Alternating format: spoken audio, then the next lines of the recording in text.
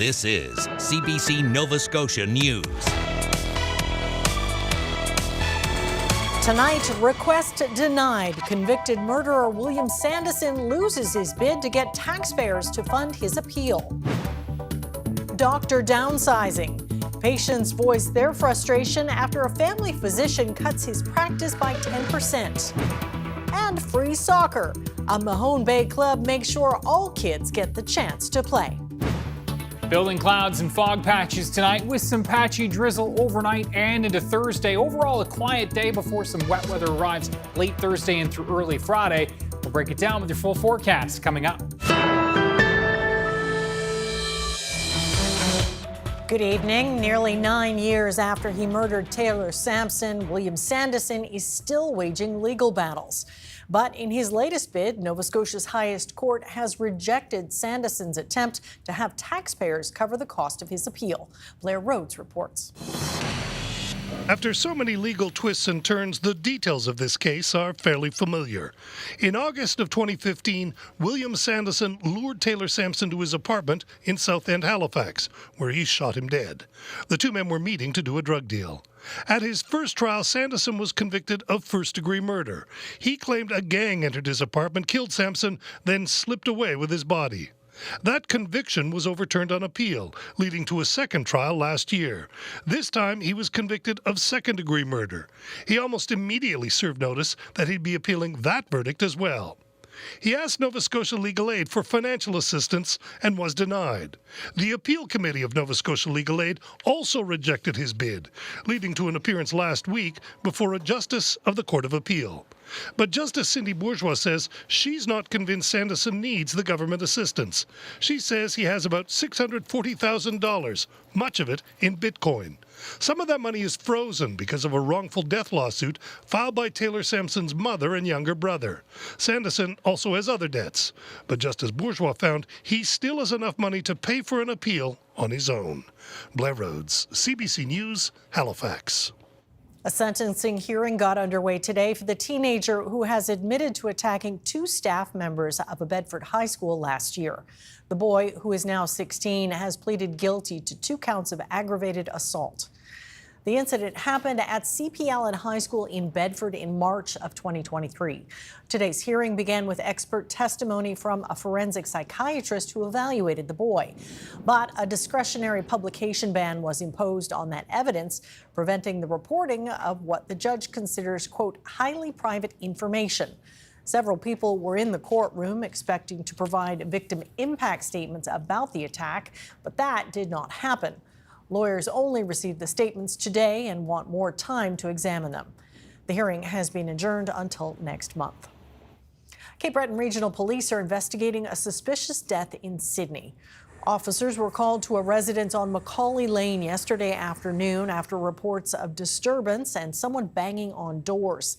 They found a body inside the building, as well as another person who they arrested and took into custody. Charges are still pending. Police believe the person died after being assaulted. So we can confirm that the victim and the suspect are unknown to each other. Police are treating this as an isolated incident with no further risk to public safety. Police did not identify or release any further details about the victim. The medical examiner's office and major crimes unit are working to determine the cause of death. Nova Scotia's opposition party leaders are both accusing the Houston government of withholding the latest figures on how many Nova Scotians are on the Need a Family Practice Registry. Nova Scotia Health had a target of posting monthly stats within 5 business days of the start of the month. The online reporting site is still showing data that's now almost 2 months old. As of June 1st, 160,000 Nova Scotians were without regular access to a primary care team. Without these numbers, it's very difficult to say what's happening. And so I think Nova Scotians deserve to see the numbers. We deserve to understand how much worse exponentially healthcare has gotten in the 3 years since Tim Houston was elected.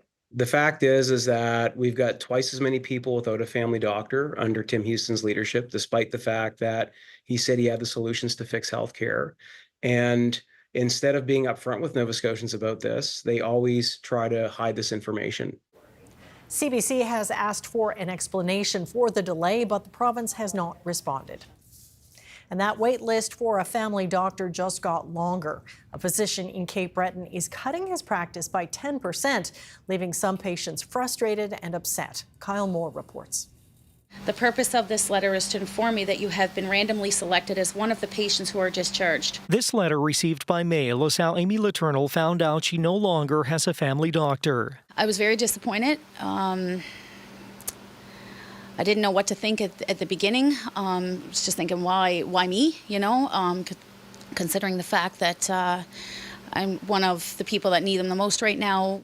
Letournel is waiting for a hip replacement and fears this will cause a setback. According to the letter, Dr. Stephen Hall says because of age and workload, he's cutting his practice by 10%. Without a family doctor, I can't have him write me prescriptions, I feel like, that are needed.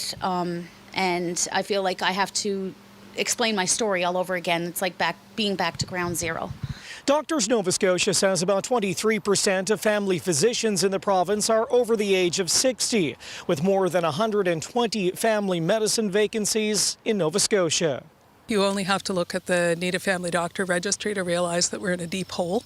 Dr. Margaret Fraser fears the problem is only going to get worse, especially in Cape Breton. In Cape Breton, it's probably more like 60% of our doctors are over 60. When I look around at my colleagues, there are a huge number of them that are nearing retirement age. Letournel says she will be able to see Dr. Hall for up to 90 days, but after that, she's on her own. Now, my only choice is to go on a list to wait for a doctor, and other people I know are going through the same thing right now by being put on the list through 811, and some have been waiting up from 3 to 5 years. And I don't want to wait that long for a doctor. Doctors Nova Scotia says improvements have been made to better support family physicians and to help with retention and recruitment. But for Letournel and other patients who received this discharge letter, that work is not happening fast enough. Kyle Moore, CBC News, Glace Bay.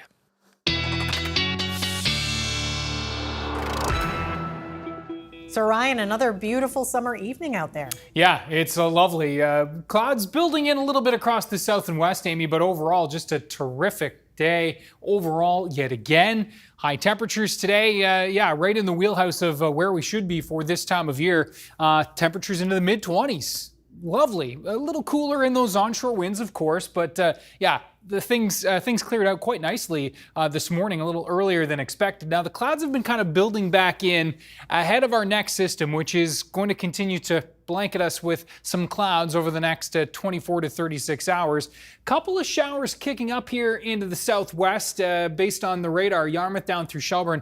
Not seeing a whole lot based on the webcams, but the radar is indicating a couple of drops there. Those look to be fairly isolated as that just skirts the southwest coast tonight. The bulk of the action is offshore, but we'll be keeping an eye on that as this low departs. It's the next low that we're going to be watching over the Great Lakes to move in. Now, tomorrow temperatures are going to be, ranging between 20 and 25, but with a greater southerly flow, sustained at least 15 to 20 along the Atlantic coastline, sustained near 10 along the north parts of the province. We will be seeing temperatures closer to 20 Yarmouth, back to the eastern shore, 22 to 25 further to the north and into Cape Breton, but a greater chance for some sunshine here in through the northeast, while it looks like the clouds will be on the dominant side for the greater to the along the Atlantic coastline and further to the south and west. The other possibility with those onshore winds developing into tomorrow is some just patchy drizzle along that south shore region into the Yarmouth area.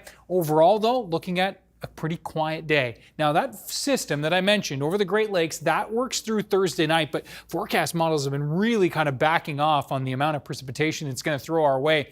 Just some showers now expected, not really much in the way of picking anything up for the rain barrels. And then for Friday, we're going to be watching that low depart. Couple of isolated showers in the wake of that system Friday afternoon, best chances in the north and east. And then high pressure setting up and really settling into the region late Friday and into the weekend. The weekend is looking lovely.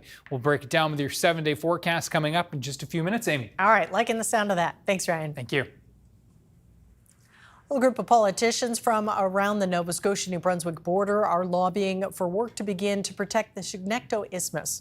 Dikes that are hundreds of years old protect the isthmus from ocean tides, but those dikes need major upgrades that will take 10 years to complete, and construction has not yet started. Taryn Grant reports.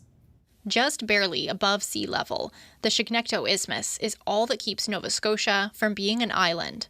And the centuries-old dikes that hold back the ocean tides are in bad shape. The town of Amherst is on this low-lying strip of land, and it's here that MLAs, mayors, and others came together this week to strategize.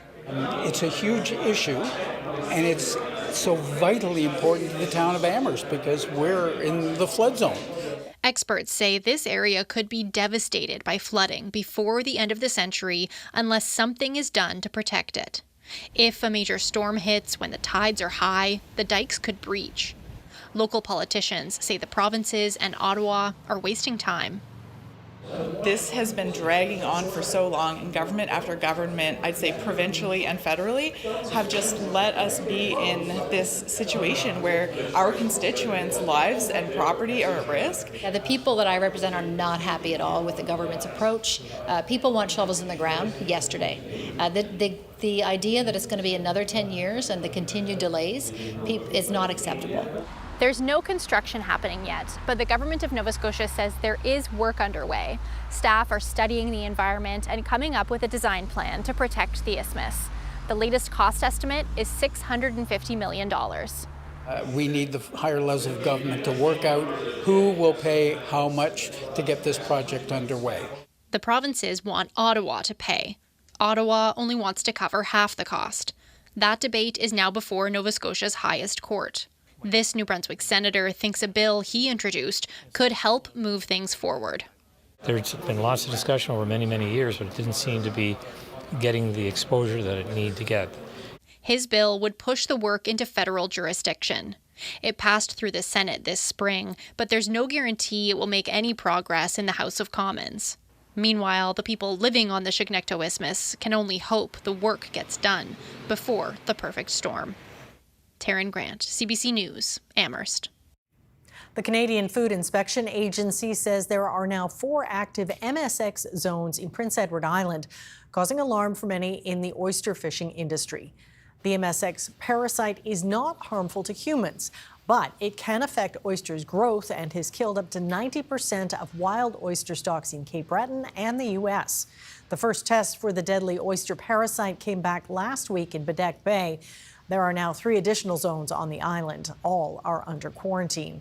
The CFIA has also designated those areas as primary control zones. That means bivalves, equipment, or plants cannot be moved in or out of those areas without the agency's permission.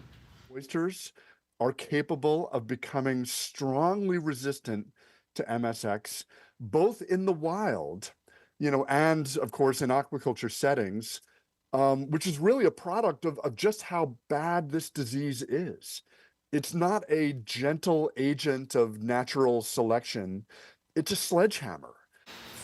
Carnegie says MSX was first discovered in Chesapeake Bay in 1959, which now has a thriving aquaculture industry by breeding oysters that have developed a resistance to the disease. The Bank of Canada has cut its key interest rate further to 4.5%. This is only the second consecutive interest rate cut since March of 2020. In April of 2022, the bank began an aggressive cycle of rate hikes as it tried to ease high inflation. The inflation rate fell to 2.7% in June, but the central bank warns that the path back to its target of 2% inflation could be bumpy. An economist with RBC says today's rate cut is a positive step for those looking to break into the housing market. From an investor standpoint or mortgage holder standpoint, obviously this is great news.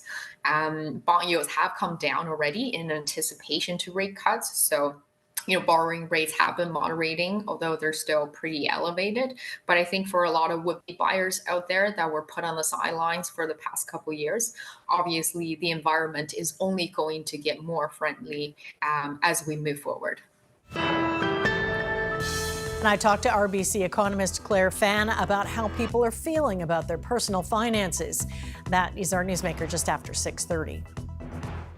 A soccer club in Mahone Bay is offering free-to-play programming to make the sport as accessible as possible for kids in the area. The founders of the club Mahone Bay United are taking the approach to try to remove barriers that can make it difficult for some to play. As Gareth Hampshire tells us, they're getting support from the town and local businesses to do it. 8-year-old Aidan Zink is working on his ball control during a practice with Mahone Bay United. He's been with the club for about 4 years and likes the approach to the game. They don't really do like hard tackles. They do a lot of good practices and warm-ups, and they do a lot of fun stuff with us. The club started with just a few kids when it was founded in 2018, but grew to more than 300 this past winter. It's open to everyone who wants to kick a ball around. The club's main goal is making sure all kids throughout the region can play, even those who wouldn't normally be able to afford it. We've got people in the club who were paying over $1,000 for 2 of their children to be in soccer over the summer, and that just struck me as not right. In fact, I found it intolerable. Tim Merry founded the club alongside Francis Kangata, and they have developed free-to-play programming with about 60 volunteers helping out. Go get it, Laura. Good stuff. A coach and player at the club, Kangata is also the deputy mayor of the town. I know there are kids playing here who will not have the opportunity. We've had lots of conversations with parents who've come up to say, well, we don't have the ability to take our kids to the paid programming. To make it work, there are more than 20 local businesses who sponsor the club, providing things like uniforms and equipment, including the owner of this restaurant, whose daughters both also play.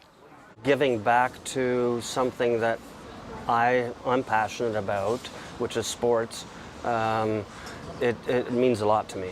The town is a major supporter as well, investing in the fields that used to be surplus land where not very much was happening. It opens a lot of doors for kids, and especially ones that maybe were coming from a disadvantage in some way. Parents like what the club is providing. Sport does not have to be about winning. It's about loving what you're doing. It's loving just playing and being on the field with your friends. And that's what they've instilled in them so far. The team, which continues to expand, is hoping to keep on growing, offering something people have come to value in Mahone Bay. We're part of what makes the community here feel proud of itself. At least I hope we are. 1, 2! Gareth Hampshire, CBC News, Mahone Bay.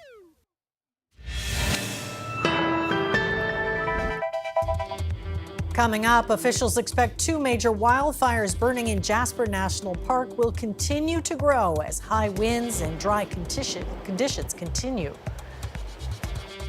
And thousands of protesters are outside the U.S. Capitol today as Israeli Prime Minister Benjamin Netanyahu addresses Congress. And Ryan is up next with the full weather forecast. We'll see you on the other side of the break.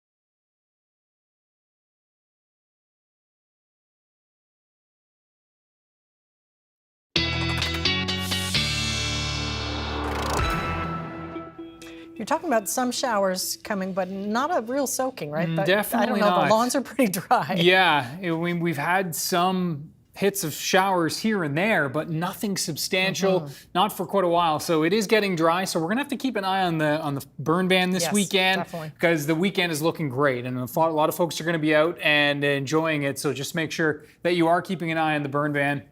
Have a look at our webcam shot from this evening. And Burnt Coat Head is looking lovely. That is a live shot. You can see the little ripples in the water there. It's very peaceful, isn't it? It really is. Mainly cloudy, but always beautiful. And you can see 22 degrees, mainly cloudy skies at Burnt Coat Head. And yeah, it's just a lovely evening out there across the entire province. Couple of isolated showers clipping in through the southwest. We'll show you the radar in a second. 24 in Halifax. That's one of our warmer spots at the moment. Humidex values adding a little bit of summer feel to it, but not oppressive.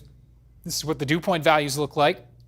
We're in the noticeable, edging into the humid range, but overall it's pretty nice summer evening. There are those isolated showers we were talking about before. Yarmouth to Shelburne, southwest of that line, getting into a couple of those showers, but they do look fairly isolated. Another little batch there rolling in over between Amherst and Truro of the Cobequid Mountains, and perhaps a few more to follow that, but it looks like those will fizzle out. Most of the activity is going to be to the south tonight. And we're watching this low. This is the bigger low that's going to be moving its way in over the next day or so. Through the Great Lakes right now. High pressure on the back side of this system. That is what's going to be bringing us the sunshine and the warmer temperatures, especially Sunday into early next week. You can see widespread 30-degree temperatures here. Calgary, Regina, Winnipeg up to 26. Contrast from Churchill at 9. Calgary and Edmonton, big contrast today, 21 degrees. And of course, the Calgary Jasper story, keeping an eye on that. Obviously not good news there with Jasper and the wildfire situation continuing there. And our fingers crossed that the weather's going to turn in that regard. The winds tonight, you can see, are going to be light. We'll see fog patches developing with increasing clouds. Patchy drizzle along the coastline, the Atlantic coastline with that light southerly flow. Note the shower chances coming to an end through this evening. Overnight into tomorrow, clouds continue to be in the mix for central and western areas. Pretty nice start to the day for Cape Breton and the Northumberland shore tomorrow. This is going to be our brightest zone here, where we're looking at a mix of sun and cloud. Further to the south and west, I think it's going to be a mainly cloudy day, especially into the afternoon. And there will be, with this southerly flow, the potential for some drizzle blowing in onshore along the south shore, wrapping in around the Yarmouth area, and then a better chance for sun breaking back in Digby, back into the valley. But overall, a quiet day for tomorrow. And then that front will come through, and note 11 p.m. as the front comes through. Shower chances for PEI, but as the front extends down to the south, it just really not a lot of juice here for Nova Scotia, unfortunately. Temperatures 20 to 25 across Cape Breton tomorrow with those southerly winds. Will be cooler in the southerly winds for Guysborough County back into eastern Halifax County. Lovely day through the Northumberland shore, as we said, clouding up into the Cobequid Bay area, the metro area, and then back into the South Shore region is where we'll again run the risk of some drizzle in those onshore southerly winds. Temperatures cool in the onshore winds, 16, but should get into the 20s inland, warmer temps into the valley. And then for Friday, isolated shower chances. The greatest risk is going to be into the east. Let's time it out. So there's the front coming through. There are those shower chances early Friday morning. The front moves out, and there are those showers into the afternoon, Northumberland Shore and Cape Breton. That's going to be the greatest risk, and that will continue even into Friday night for Cape Breton. But high pressure settles in for the weekend. The muggy meter staying low for the weekend, which is key. So we're into the pretty pleasant summer sweet range right through the weekend, and then notice that spike into early next week. Look at the temperatures this weekend as well. Mid to high 20s. Atlantic coastline, Amy, appears to be where we'll see the onshore. It is where we'll see the onshore flow Saturday and Sunday. So beachgoers will have to be mindful of that. We'll drill into that in a little more detail in the coming days. But overall, a great weekend. That's some important information. Thanks, Ryan. Thank you. Up next, I'll talk with RBC economist Claire Fan, and I'll get her take on the Bank of Canada's latest rate cut announced today. That's our newsmaker. Stay with us. You're watching CBC Nova Scotia News.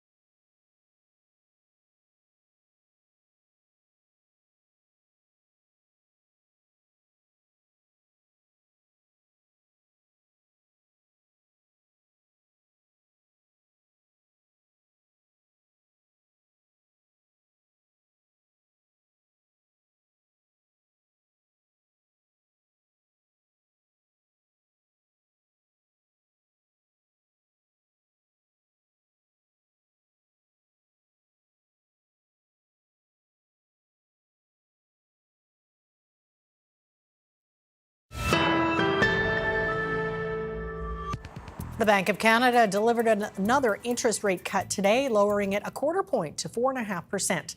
It comes on the heels of a rate cut last month, the first reduction in 4 years.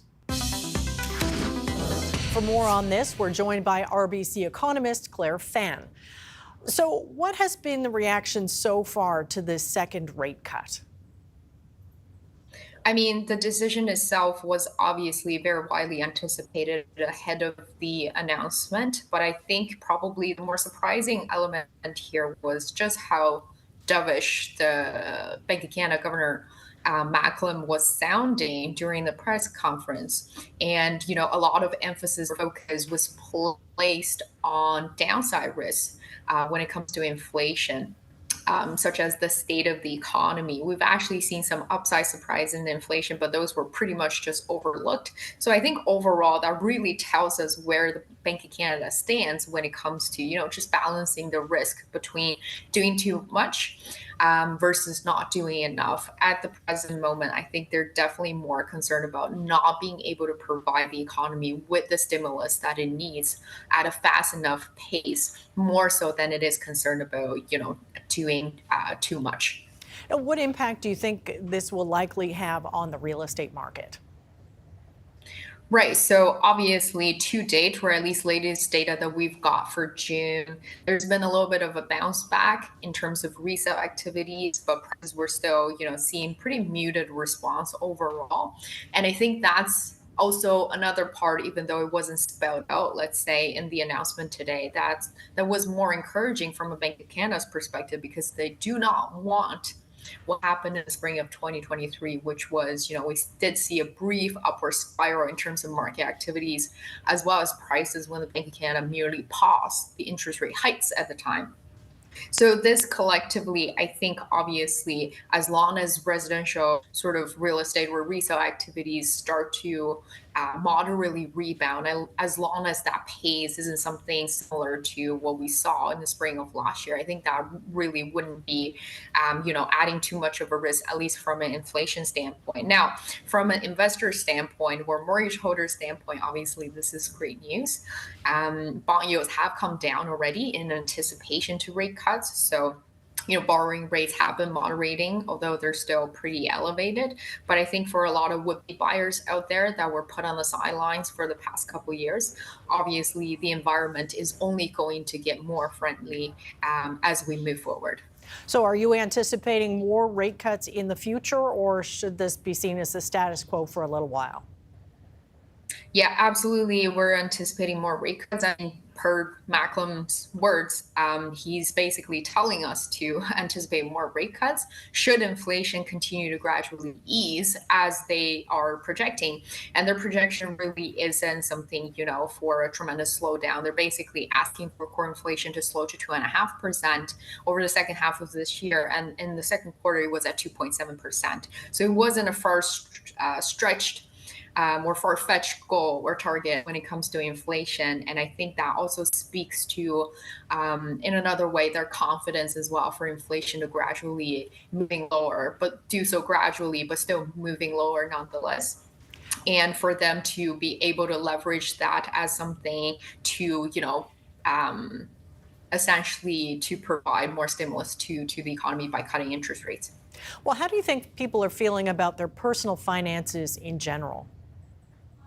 Right. So obviously, this was a question asked at conference as well. We know that, you know, about half of Canadian households have already seen their mortgage debt renewed to higher interest rates, and about the other half are still waiting to happen. Obviously, you know, even with the rate cuts that we're anticipating, it will still be a shock, right? Because interest rates are nowhere near where they were in 2021, 2022, when a lot of people took out their fixed rate 5-year mortgages, where their variable rate mortgages at the time that were also incredibly low.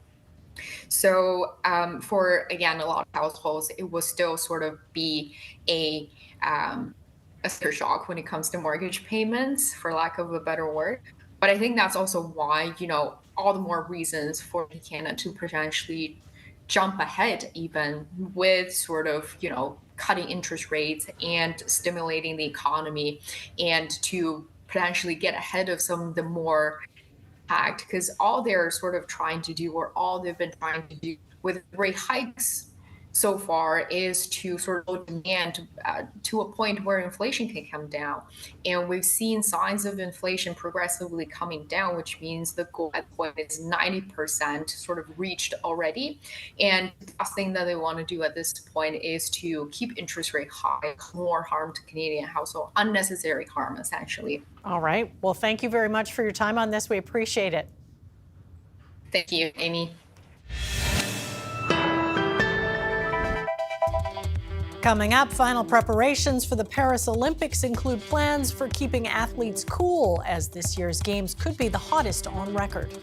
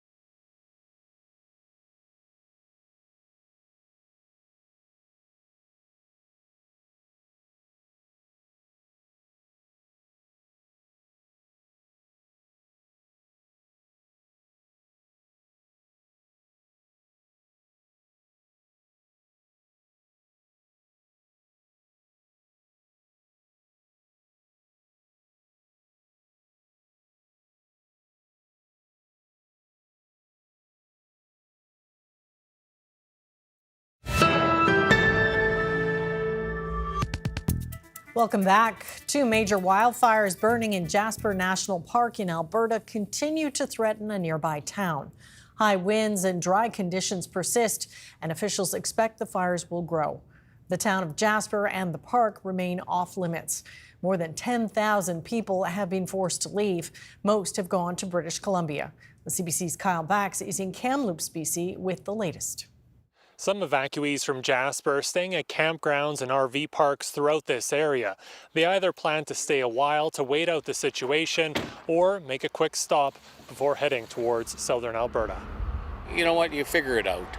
And like other people have said, it's like a big adventure, you know. Nobody's hurt, and I haven't heard of anybody getting hurt. A pair of wildfires continue to threaten Jasper, both out of control from the north and south, as close as 5 kilometers from the town site. All high-priority trails and campgrounds have been swept. 245 people have been picked up or contacted in our backcountry trails. The larger wildfire, estimated at nearly 11,000 hectares, Parks Canada officials say the fires are burning aggressively. We do anticipate that if we receive the precipitation, we will see a reduction in fire activity. However, the rain doesn't count until it's on the ground, and there isn't enough rain in this forecast to control the wildfire. Persistent strong winds are fueling the flames, creating challenges for frontline firefighters on the ground and in the air. Kyle Bax, CBC News, Kamloops.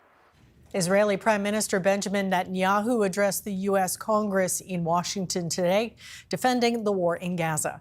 He's hoping to boost American support, but dozens of Democrats boycotted his speech, while thousands of protesters demonstrated outside the Capitol building. The CBC's Ellen Morrow reports. Israeli Prime Minister Benjamin Netanyahu was on the defensive, using his joint address to Congress to push back on the criticism of Israel's war in Gaza. Israel will fight until we destroy Hamas's military capabilities, end its rule in Gaza, and bring all our hostages home. Netanyahu painted the conflict as part of a broader fight against Iran, which backs Hamas. He vowed total victory and repeated his position that Israel must maintain security control of Gaza after the war. He also slammed widespread protests across the U.S. against the conflict.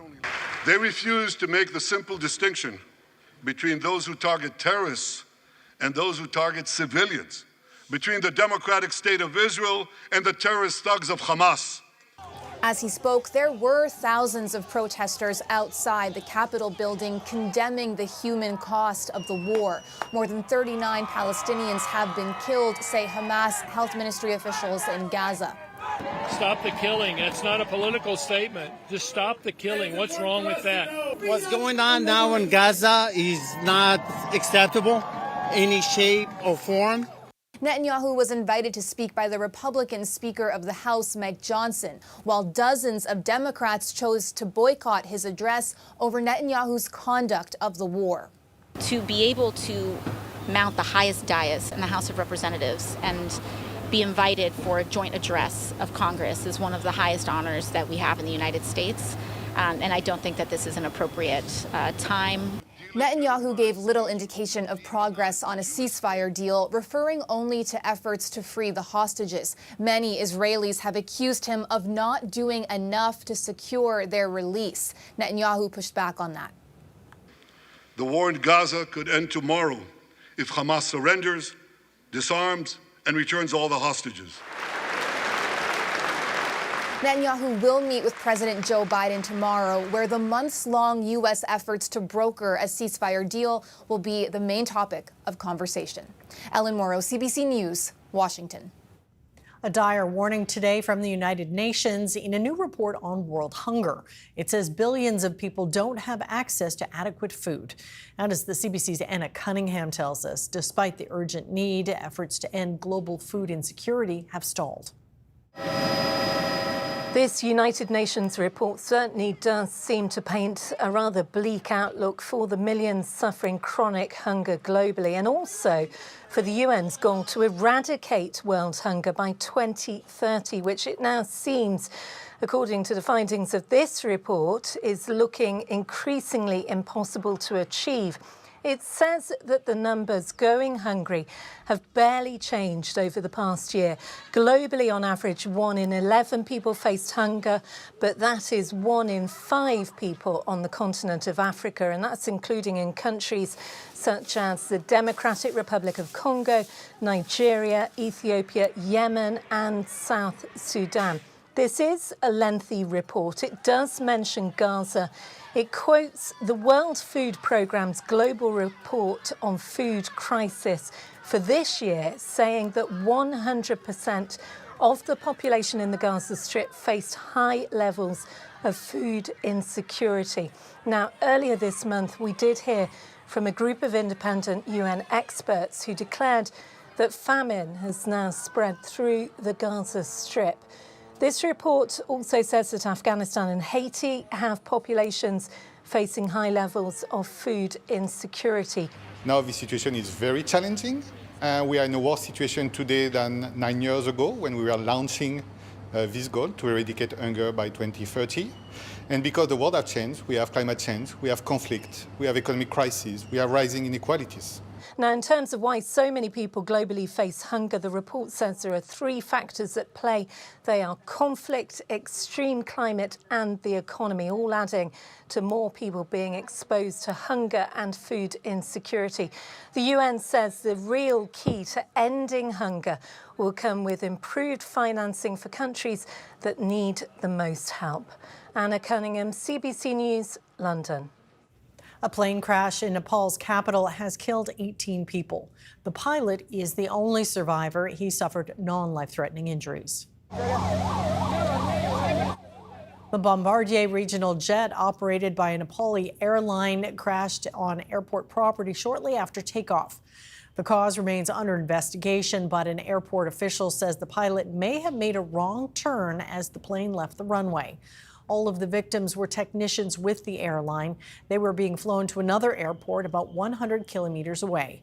The Kathmandu airport is considered difficult because it is boxed in by mountains and is very close to residential areas.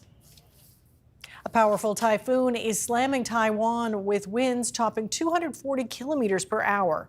It's forecast to be the strongest storm to hit the country in 8 years. The strong winds are playing havoc with pedestrians and planes in capital Taipei. Scores of flights have been canceled and schools and businesses are closed. The storm is also crossing the southern islands of Japan. It's expected to bring as much as 250 millimeters of rain. Flooding and landslide warnings are in place. In the Philippines, the typhoon compounded seasonal monsoon rains, causing widespread flooding and landslides. At least 13 people are reported killed and 600,000 have been displaced by the storm. Well, as athletes were making final preparations for the Olympics, the Earth recorded its hottest day ever last weekend. The last games in Tokyo were the hottest and most humid ever and saw athletes collapsing during competition. Heather Hiscox looks at concerns and plans for keeping cool in Paris. When you arrive here at Versailles, one of the first things you notice is this motif. It's everywhere. Louis XIV, the Sun King, which got me thinking about the sun and one of the big issues for these Olympic Games, the heat. So far, Tokyo's have been the hottest games on record. The conditions for the athletes there were torturous. Remember tennis player Daniil Medvedev saying he was dying on the court? It could be even hotter in Paris. The highest temperature ever recorded in the capital was in July of 2019, 42.6 degrees Celsius. So it's a concern for everyone, volunteers, spectators, but especially the athletes. It's tough to eat, sleep, and train well in extreme heat, let alone to compete and push their bodies to the max. Athletes have been training in the heat to acclimatize. Canadian marathoner Rory Linkletter, for example, on his YouTube channel, he talks about lengthy sessions in a sauna and overdressing for some easier runs in dark colors, tights, and long sleeves. Teams will be pulling out all the cooling strategies, ice vests, wet towels, cold sponges, even frozen balloons to help lower the body temperature. Some Canadian athletes, including Javier Acevedo, Skylar Park, and Aaron Brown, they're using cooling sheets to help get the best rest possible. Organizers might be forced to reschedule some events, as they did in Tokyo, when about 110 athletes suffered heat-related illnesses. They've already been forced to back down from one plan. When they built the athletes' village, they didn't install air conditioning. They went with a natural geothermal cooling system in the interest of reducing power consumption. Canada was one of many countries that said no thanks and vowed to bring their own portable ACs. Paris has since installed 2,500 units. Now, they might not need them just yet. The forecast for the first few days of competition has temperatures in the mid-20s, which would be ideal conditions. As the Sun King himself might say, long may they reign. Heather Hiscock, CBC News, Versailles. Well, staying with the Summer Games, the Canadian women's soccer team is at the center of a scandal in Paris over allegations of spying on a rival Olympic team. 2 staff members are accused of using a drone to record practice sessions by the New Zealand team. The CBC's Sarah Levitt reports. They're the reigning gold medalists, here to defend that title. But Canada's women's soccer team will now do that under a cloud of scandal. Well, we discovered a fair bit in the course of a very short period of time. A member of the team's coaching squad, analyst Joseph Lombardi, arrested, charged, and sent home after admitting to flying a drone over New Zealand's training sessions to learn their tactics. Shocked, disappointed, but I throw a few other emotions in there too. Frustrated, questioning, it raises all kinds of how could you questions. Also sent home assistant coach Jasmine Mander, who was in charge of Lombardi but says she was unaware. Head coach Bev Priestman says she's still learning the details of what happened, but has removed herself from tomorrow's opening game. Ultimately, I am accountable. That's why it was really important to me, I think, to take this moment to show strong leadership. Canada Soccer, the International Olympic Committee, and FIFA say they're investigating. For the New Zealand team, this is a distraction. We're controlling what we can control, and overwhelming sort of feeling of disappointment, and I know the players are feeling the same. The question for many is, why did this happen? According to FIFA, Canada is currently ranked 8th in the world, New Zealand 28th. It's a little bit of a mystery, isn't it? Maya Jackman is retired, considered one of New Zealand's all-time greatest female footballers. She knows Priestman well. I would not think that this was something she would condone or be a part of. She's a great coach, and she can coach without having to cheat. For the players, concentrating on the game is all that matters. We've worked really hard to get here as a group of players. Just been looking forward to this moment for so long. As the team tried to do just that at practice today, assistant coach Jasmine Mander was walking off the field, a solitary walk, before being driven off. Sarah Levitt, CBC News, Paris. France received conditional approval to host the 2030 Winter Games, pending additional financial guarantees required by the International Olympic Committee. Aux Alpes françaises. If France gets the approval, it would be the 4th time host of the Winter Olympics. The events will be centered around ski resorts in the French Alps and coastal city Nice. Meantime, Salt Lake City has been awarded the 2034 Winter Olympic Games following an IOC vote. Salt Lake City was the lone contender being considered, with climate change and high operational costs reducing the number of cities willing and able to play host. The Utah capital previously held the 2002 Games. Losses in industrial and base metal stocks dragged Canada's main stock index lower today, while markets in the U.S. slid as well. Here's a look at how the markets did as we head to break.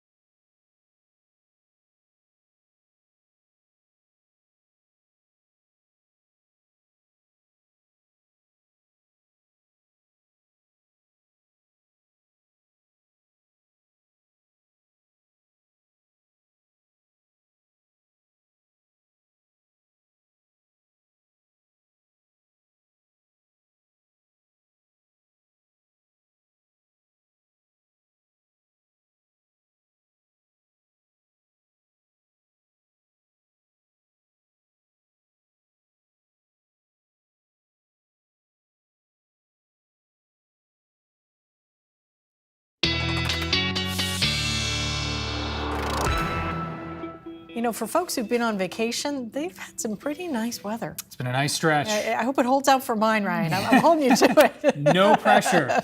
Yeah, it's looking like a great weekend, that's for sure. We'll hang our hat on that at least in the short term.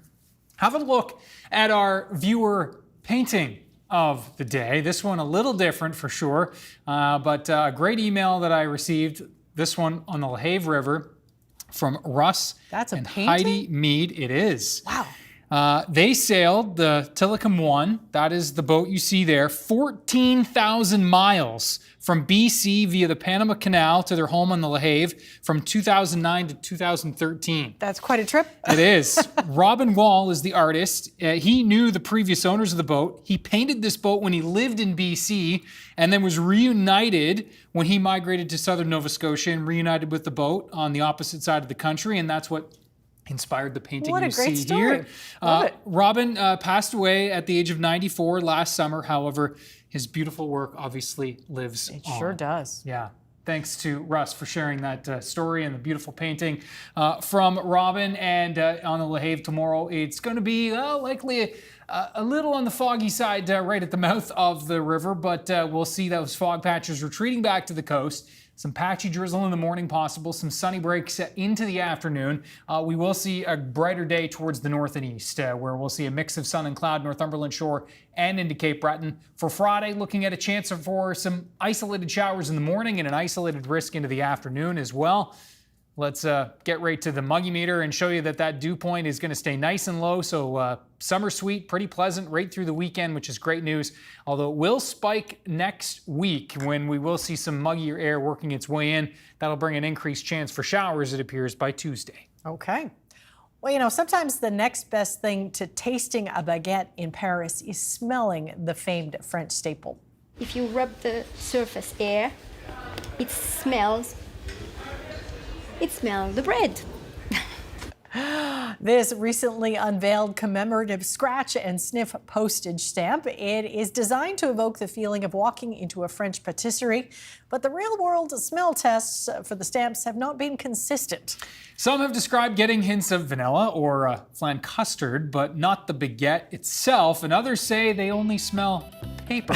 That makes sense. Olympic visitors to Paris can buy the baguette stamps from local post offices for about $3. I think I'd rather the baguette itself. Yeah, me too. I think so. That's it for us tonight. Thanks for watching, and we'll see you next time. Good night.